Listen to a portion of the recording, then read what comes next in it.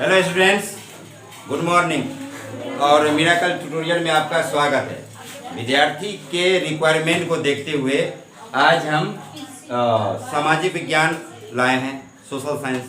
Social science के अंदर में ये 4 किताबें होती है। सोशल साइंस या सामाजिक विज्ञान।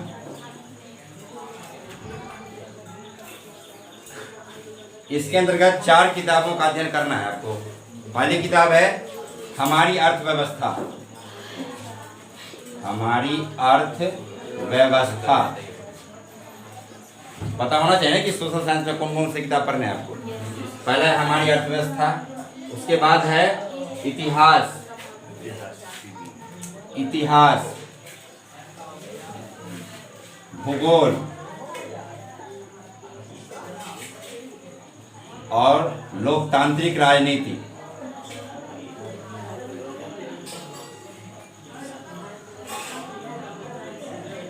ये 4 किताबें हैं।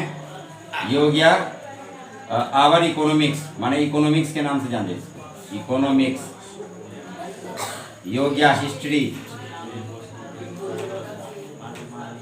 ये हो गया ज्योग्राफी,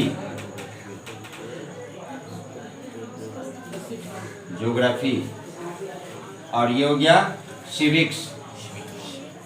या तो सिविक्स बोलते हैं या पॉलिटिकल साइंस बोलते हैं, पॉलिटिकल साइंस।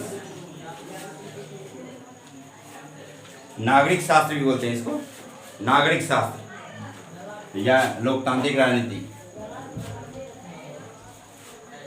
तो ये 4 किताबें पढ़ने। इन 4 किताबों में से ये आज शुरू कर रहे हैं हमारी अर्थव्यवस्था। तो हमारी अर्थव्यवस्था के अंतर्गत में आर्थिक क्रिया सबसे पहले पढ़ेंगे। आर्थिक क्रिया। आर्थिक का मतलब होता है, अर्थ का क्या मतलब होता है? धन, दौलत, रुपये, पैसे। आर्थिक का ये मतलब होता है। ध्यान से सुनिए। हेलो, अरे देखो, सीखने का कोई उम्र नहीं होता, सीखने का कोई उम्र नहीं होता। पैदा लेता है लोग, माने जन्म से लेके और मृत्यु तक कुछ ना कुछ सीखता ही रहता है। जो लंबाई है, लंबाई तो फिक्स है। ये लंबाई हमेशा नहीं बढ़ेगा, लंबाई तो फिक्स है। एक निश्चित उम्र के बाद लंबाई मतलब स्थिर हो जाएगा। लेकिन सीखने का जो सिलसिला है, जन्म से लेके मृत्यु पर्यंत तक लोग सीखता रहता है। और सीखने का ना कोई जात होता है, ना कोई उम्र होता है। इसलिए कहा गया, जात न पूछो साधु की, पूछ लीजिए ज्ञान। बात करो तलवार की, पड़ा रहन दो म्यान। मतलब कोई ज्ञानी पुरुष है, उससे उसका जात ना पूछो, उससे ज्ञान की बातें कर लो। जिस प्रकार से तलवार जो हम खरीदने जाते हैं, तलवार तो ये नहीं देखते कि उसका खोलसा कितना मतलब बढ़िया है, सुंदर लग रहा है। अरे वो कटेगा कि नहीं, तलवार धारदार है कि नहीं, कटेगा कि नहीं, ये देखो। ये मत देखो कि खोलसा बहुत बढ़िया रहेगा तो वो बढ़िया तलवार होगा, उसमें सो बात नहीं है। तो इसलिए कहते हैं, जब भी जो भी चीज़ पढ़ाया जा रहा है आपको बिल्कुल ध्यान से देखिए, गौर से देखिए। आर्थिक क्रिया सबसे पहले देखिए। आर्थिक क्रिया, तो आर्थिक का मतलब हो गया धन संपत्ति के मामले वाली बात। आर्थिक स्थिति कहते ना, पाकिस्तान की आर्थिक स्थिति दयनीय हालत में, मतलब वहाँ गरीबी फकीरी होता जा रहा है, धन दौलत जो वहाँ कम होता जा रहा है, इसलिए कि वहाँ ढंग से जो है देश चलाने नहीं आता।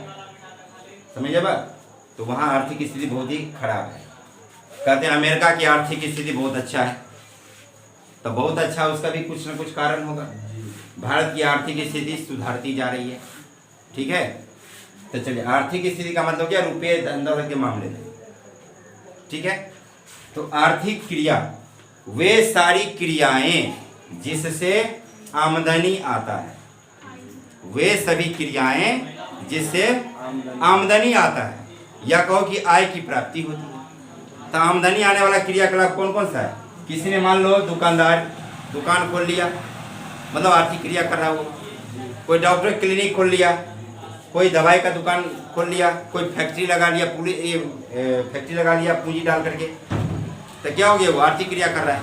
अच्छा, मैं क्या कर रहा हूँ, ये भी आर्थिक क्रिया है। आर्थिक क्रिया का मतलब हो गया कि ऐसा क्रियाकलाप जो करने से आमदनी आता है। क्या आता है? आमदनी आता है, आय की प्राप्ति होती है। तो वह क्रियाकलाप जिससे आय की प्राप्ति होती है आर्थिक क्रिया हो गया। समझ गए? आर्थिक क्रिया समझ में आ गया।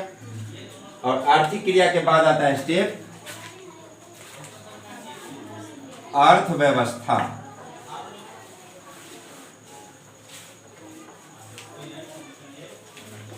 सभी आर्थिक क्रिया मिलकर अर्थव्यवस्था बनाता है। पूरे देश में जितने भी आर्थिक क्रिया है सबको मिला दिया जाए, सारे आर्थिक क्रिया मिल करके क्या बनाता है? अर्थव्यवस्था का निर्माण करता है। समझ गए? अर्थव्यवस्था के 3 क्षेत्र। अर्थव्यवस्था के 3 क्षेत्र, इसे मिटा देते हैं।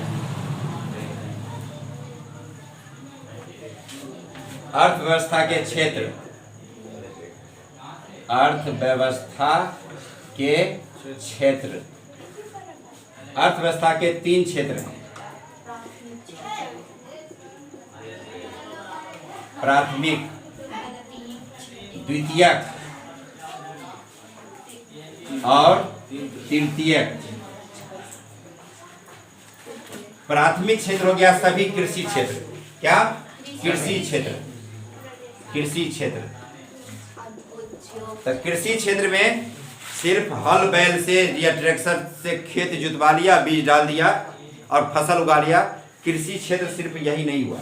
कृषि क्षेत्र के अंतर्गत में इसका देखो, इसका क्षेत्र बहुत लंबा है। कृषि क्षेत्र में आ गया पशुपालन भी आ गया, मत्स्य पालन माने मछली पालन भी आ गया, मुर्गी पालन भी आ गया, नहीं मधुमक्खी पालन आ गया है।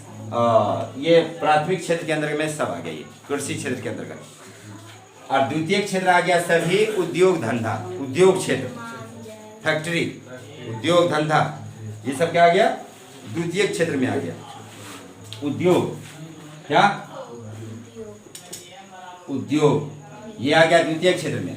और तृतीय क्षेत्र आता है सेवा क्षेत्र। उद्योग धंधा करने के लिए, फैक्ट्री चलाने के लिए, फैक्ट्री वालों को सहायता जो करता है, जो सेवा प्रदान करता है, क्या हो गया? बैंक हो गया। क्या हो गया? बैंक। पोस्ट ऑफिस, यातायात के साधन, संचार के साधन, ये सब आ गया किस में आ गया? सेवा क्षेत्र में आ गया। समझ गया बात? तो ये हो गया प्राथमिक क्षेत्र, द्वितीय क्षेत्र, तृतीय क्षेत्र। यानी अर्थव्यवस्था के कितने क्षेत्र हो गए? 3 क्षेत्र हो गए। समझ में आ गया? अब पढ़ेंगे अर्थव्यवस्था के प्रकार। अर्थव्यवस्था के प्रकार।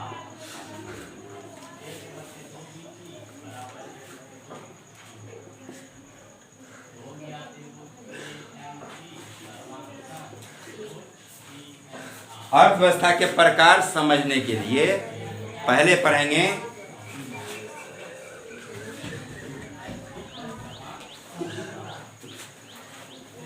उत्पादन के साधन।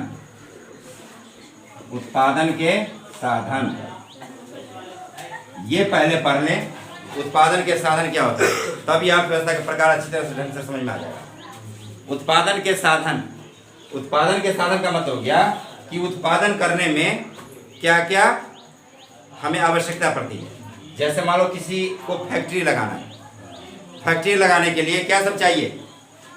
सबसे पहले पूंजी चाहिए, उसके बाद जमीन चाहिए, जमीन हो गया, मशीनरी चाहिए, बिल्डिंग चाहिए, ये सब अवेलेबल हो गया।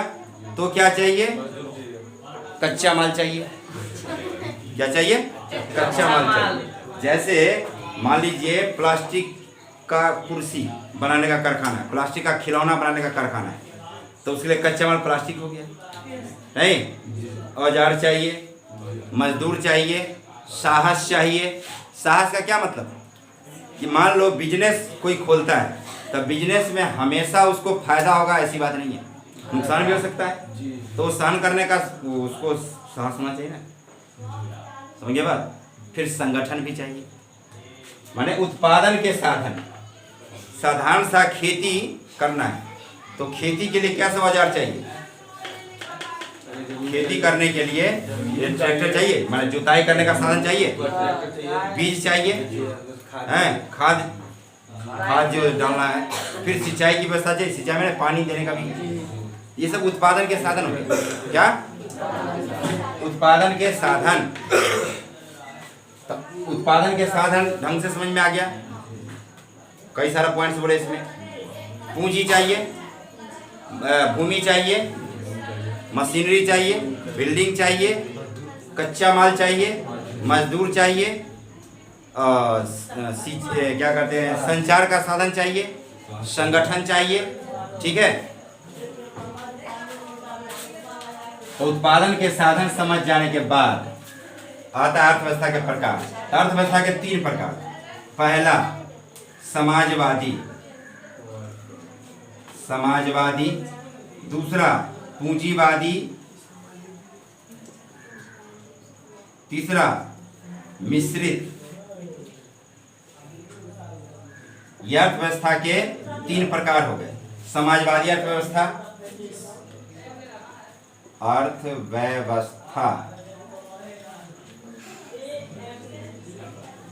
पूंजीवादी अर्थव्यवस्था और मिश्रित अर्थव्यवस्था।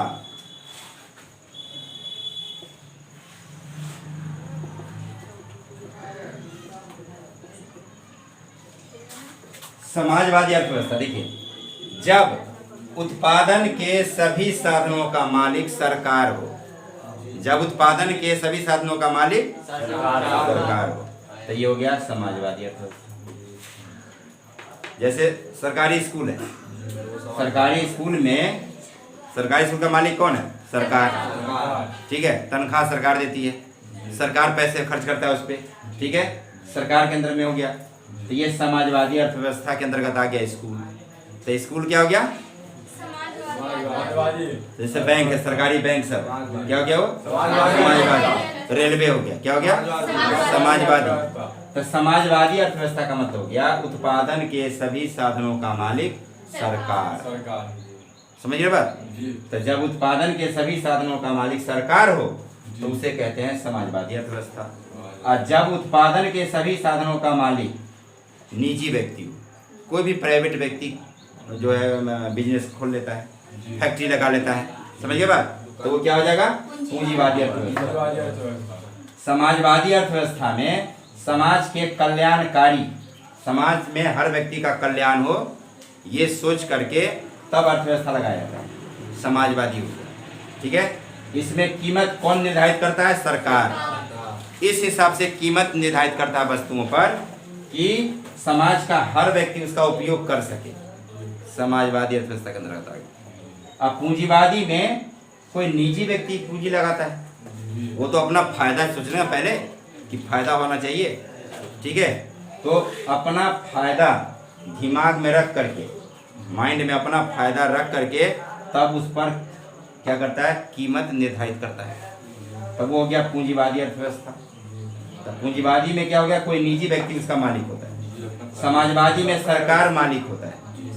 किसका मालिक? उत्पादन के सभी साधनों। और नाम है मिश्रित अर्थव्यवस्था हो गया समाजवादी और पूंजीवादी अर्थव्यवस्था का मिश्रण। समाजवादी और पूंजीवादी का क्या हो गया? मिश्रण। अर्थात मिश्रित अर्थव्यवस्था में उत्पादन के साधनों का मालिक सरकार भी होता है और कोई निजी व्यक्ति भी होता है। निजी व्यक्ति और सरकार, ये दोनों का साझा उपक्रम जो होगा अर्थव्यवस्था, माने सरकार का और निजी व्यक्ति का, दोनों का साझा, माने साझा वाला। सझिया नहीं करते हैं? सझिया वाह। मान लो पहले क्या होता था, चाहे भी किसी एक व्यक्ति के पास बहुत सारा दौलत नहीं है मान लो, और फैक्ट्री लगाना चाहता है, तो वो क्या करता है? लोन लेता है। नहीं, साझा करके 2-3 जने मिल गए और कहा चलो सझिया मतलब ये बिजनेस खोल लेते हैं, फायदा होगा, आधे आधे बांटेंगे, पार्टनरशिप। समझे बात? तो वही पार्टनरशिप वाली बात है, वही मिश्रित। निजी व्यक्ति और सरकार, ये दोनों का पार्टनरशिप जो हो गया, दोनों मिल के जो अर्थव्यवस्था चलाएगा, आर्थिक क्रिया चलाएगा, तो वो हो जाएगा मिश्रित अर्थव्यवस्था। समझ गए? तो अर्थव्यवस्था के 3 प्रकार, इन तीनों में से एक तो आता है ये बोर्ड परीक्षा में, ठीक है। किसी एक पे क्या होता, टिप्पणी लिखना होता है। तो समझ गए? उत्पादन के सभी साधनों का मालिक जब सरकार हो तो क्या होगा, समाजवादी अर्थव्यवस्था। और जब उत्पादन के सभी साधनों का मालिक कोई निजी व्यक्ति हो तो पूंजीवादी अर्थव्यवस्था। और जब उत्पादन के साधनों का मालिक सरकार भी हो और निजी व्यक्ति भी हो, माने दोनों का पार्टनरशिप हो, सरकार का और निजी व्यक्ति का, तो क्या होगा, समझ में आया?